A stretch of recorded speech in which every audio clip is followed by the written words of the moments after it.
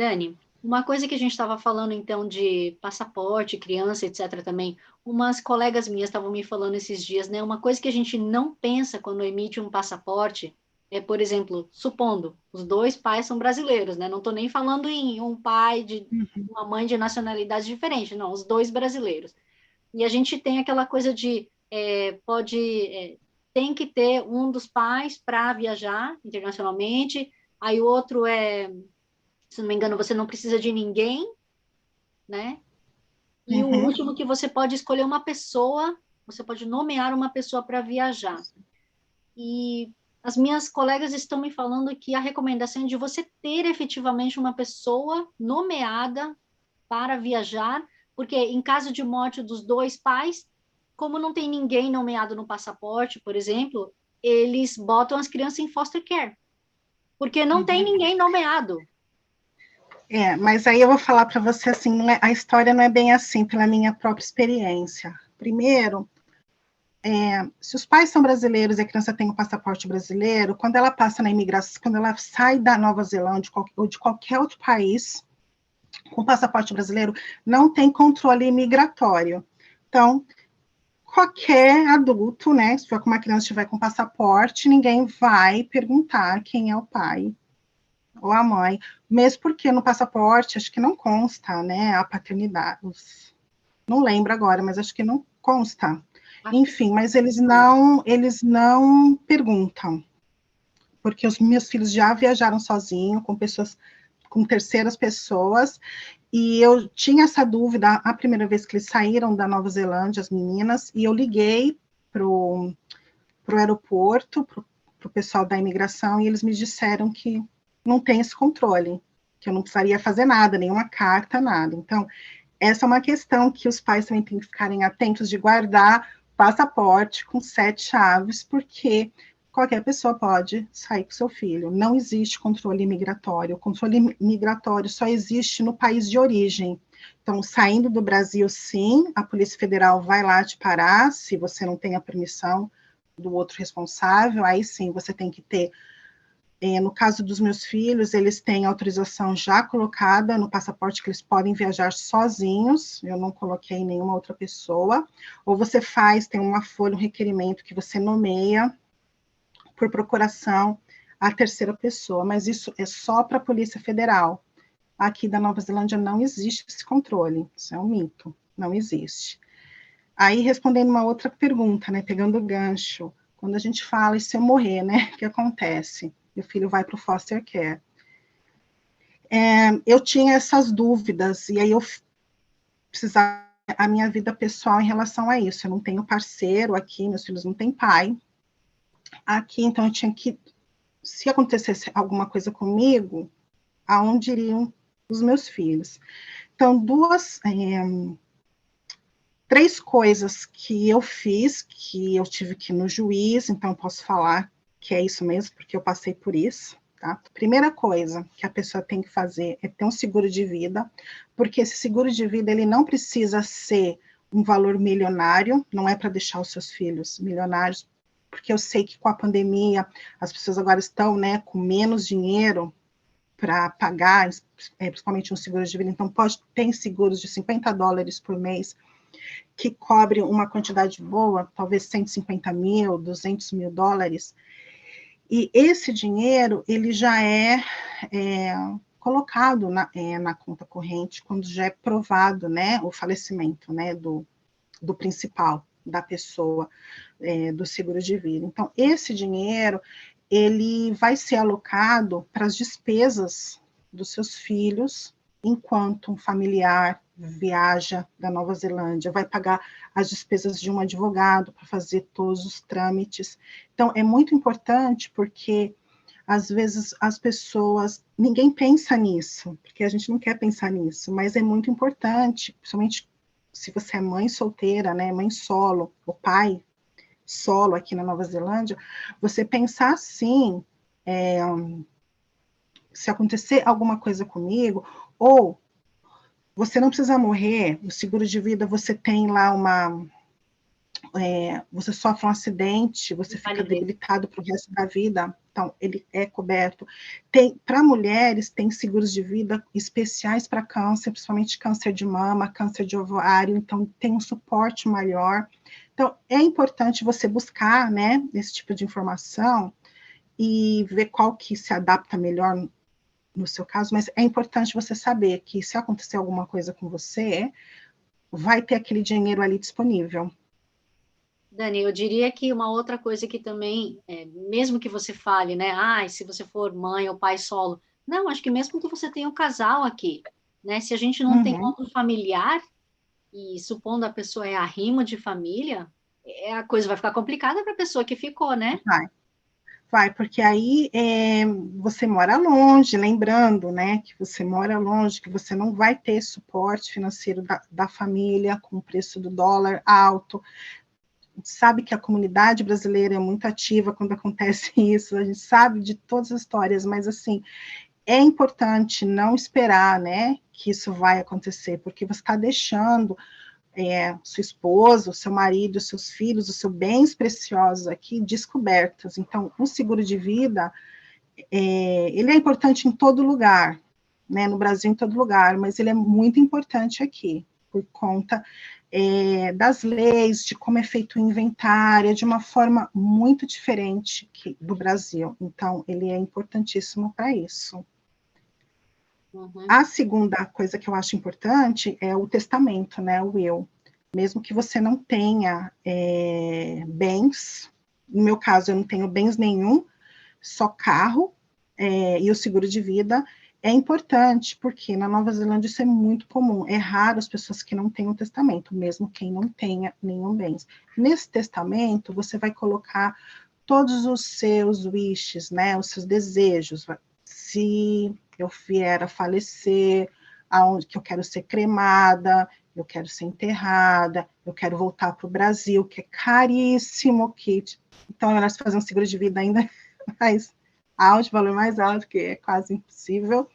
Mas, enfim, você vai colocar todos os seus desejos ali, você vai colocar os bens que você tem, as suas contas bancárias, enfim. Se você tiver entre a morte e a vida, né, na Nova Zelândia você pode terminar a vida antes, você vai colocar todos os seus desejos ali, e um advogado, ou se você fizer num public trust, custa muito barato, isso custa $50 quando você não tem bens. Se você tiver casa, aí vai aumentando, aí eu recomendo procurar um advogado. Mas se você é que nem eu, não tem nada, você pode procurar um public trust, e eles vendem um kit, já está pronto, você vai lá escrever e assinar, você não precisa formular nada. E existem muitos advogados no Community Law, que eles fazem de graça, também eles cobram só uma taxa bem simbólica, então é uma coisa que é muito importante, você ter um testamento e avisar as pessoas, olha, eu tenho um testamento, né? Mas geralmente, se ele já está registrado no Public Trust, uma vez que você falece, automaticamente já gera um conhecimento do governo, né? Que você coloca lá os seus dados, seu IRD, então, automaticamente, como ele é um Public Trust, as pessoas já ficam que você vai saber no testamento. Mas, além do testamento, existe outra coisa para pais solteiros e casais também brasileiros, fazer um testamento, que não é o will, é um testamento de guarda para os filhos depois da morte. Isso é muito importante. Esse testamento, você vai nomear uma pessoa, em caso de falecimento, ou em caso, se você sofreu um acidente, está em coma no hospital, quem que vai tomar conta de seus filhos? Porque aí os seus filhos não vão para o foster care. Os seus filhos vão para aquela pessoa. Então, geralmente, quando é casais, o que eu já li, os casais nomeiam um amigo, uma família, porque pode ser que eles sofram um acidente juntos, eles não nomeiam um ou outro, só que para fazer essa nomeação, a assinatura e os dois pais têm que estar presentes. Se o pai está no Brasil, você tem que contatar o pai, pegar igual para o visto, pegar uma autorização o pai ele vai ser notificado. Se você não encontrar o pai, não sabe onde ele está, ou o pai ou a mãe, você vai falar para o juiz que a pessoa, você não tem contato, então você vai fazer lá uma declaração que você não tem contato com essa pessoa, e provavelmente, dependendo do tempo que você esteja na Nova Zelândia, ele vai aceitar você passar a guarda, que é após a sua morte. Então, essa pessoa, durante a sua vida, ela não tem obrigação nenhuma com seus filhos, e mesmo após a morte, ela não tem obrigação financeira, por isso que é importante o seguro, porque ela também não tem obrigação financeira de dar dinheiro para o seu filho, né? O seu filho não vira filho dela, ela não adota seu filho, ela é uma cuidadora, em caso da sua falta, ela vai cuidar do seu filho da maneira que você instruiu lá no testamento, né? Nesse documento, você instrui no testamento, que é bom deixar as coisas bem claras, e nesse guardianship, né, esse documento de guarda, você também vai colocar, que nem no meu caso, eu escolhi uma pessoa aqui na Nova Zelândia.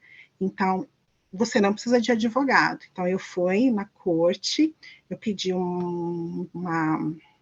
falar em português, um formulário, expliquei o que era, a pessoa me deu um formulário, eu preenchi. As pessoas que têm dúvidas, não é muito difícil, mas as pessoas que trabalham lá são muito solícitas, elas não vão falar o que você vai escrever, mas elas vão falar, olha, isso aqui é sobre isso aqui é sobre isso.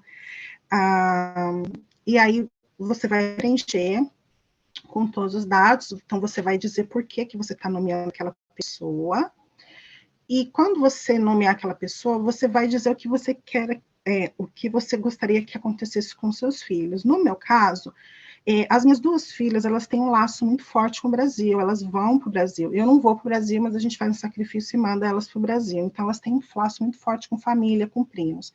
Então, eu coloquei que, no meu falecimento, iria ser da escolha das minhas filhas, não é de nenhum parente, eu vou aí buscar você, não, é a escolha das minhas filhas, irem para o Brasil ou ficarem na Nova Zelândia, dependendo da idade, porque às vezes elas já estão com 17 anos, com 18 anos já é a maioridade, elas têm namorado, não sei, então elas vão querer ficar aqui.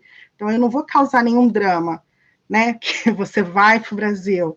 Às vezes ela está numa faculdade, ela não quer voltar para o Brasil. Então eu deixei a cargo, porque as minhas filhas já são adolescentes. Lógico, você tem um filho criança, você está fazendo isso agora, aí você tem que pensar o que seria melhor para o seu filho se isso acontecesse nessa idade. Porque esse documento você pode ir atualizando, né? Passou 5 anos, nada aconteceu, seus filhos cresceram, você atualiza para outras, né? Para aquilo que você precisa. Então, nesse documento eu coloquei isso. O meu filho já não, ele não fala português. Ele nunca foi, ele foi para o Brasil quando ele tinha o quê? 2 meses, né? Então, ele não tem, lógico que ele sabe quem é a família, porque eu já tive pessoas vindo para cá, mas ele não tem esse laço, e ele tem um laço com essa pessoa aqui na Nova Zelândia, né? Com essa família, tem um laço muito forte. Então, eu nomeei eles, caso aconteça alguma coisa comigo, que também seria da escolha do meu filho, ficar aqui, não ser forçado a ir para o Brasil, se ele não quiser. Se ele quiser, muito bem, mas se ele não quiser, como ele não fala português, como ele não está acostumado com a cultura no Brasil, eu deixei a cargo do meu filho. Então, isso é muito importante. Então, mito um pouco essa história, se você não fizer, os seus filhos vão... Não é que é mito, isso acontece. Se você não tiver nada, você morre ali, você não vai deixar seus filhos, eles não vão deixar os seus filhos sozinhos, eles vão para um foster care. Lógico que a sua família vai vir, vai ter todo o trâmite, mas você vai precisar de um advogado, geralmente as famílias não falam inglês, então vai ser um processo caríssimo, custoso. Não é a intenção da Nova Zelândia ficar com os filhos aqui, se tem família, a intenção é mandar para a família mesmo, despachar, então eles não vão também fazer drama, né, segurar, mas eu acho que é muito traumático para as crianças, né, eu acho que se olhar na perspectiva dos seus filhos, é muito traumático. Esse documento também é baratinho e é simples, da mesma forma Você não paga, você só paga o testamento, né, que é bem barato e às vezes você consegue de graça, mas esse documento de guarda após falecimento, né, para você nominar um guardião, ele não paga. Ele não. Eu fui chamada para o juiz, expliquei, mas quando eu cheguei para falar com o juiz, a juíza me disse uma outra informação. Ela falou assim, que eu não precisaria ter feito todo esse trâmite, que eu poderia ter feito uma declaração e ir no cartório só registrar minha assinatura, mas, como eu disse, eu estudo lei, então, assim, eu procurei na lei, então, eu não achei que só uma declaração, né, com o DP, fosse o suficiente. Então, eu não quis arriscar, para ser sincera. Eu queria um documento legal da corte para não haver nenhuma contestação. Então, geralmente, mas é o formulário, as pessoas podem fazer, é bem tranquilo de fazer, e não tem custo nenhum, você não precisa de advogado. Se você errou alguma coisa antes da juíza, de você ir para a corte, né, e conversar com o juiz, o auxiliar vai rever, vai tentar entender a situação, vai te orientar. Então, é bem tranquilo, assim. Entendi. É burocrático, mas é fácil.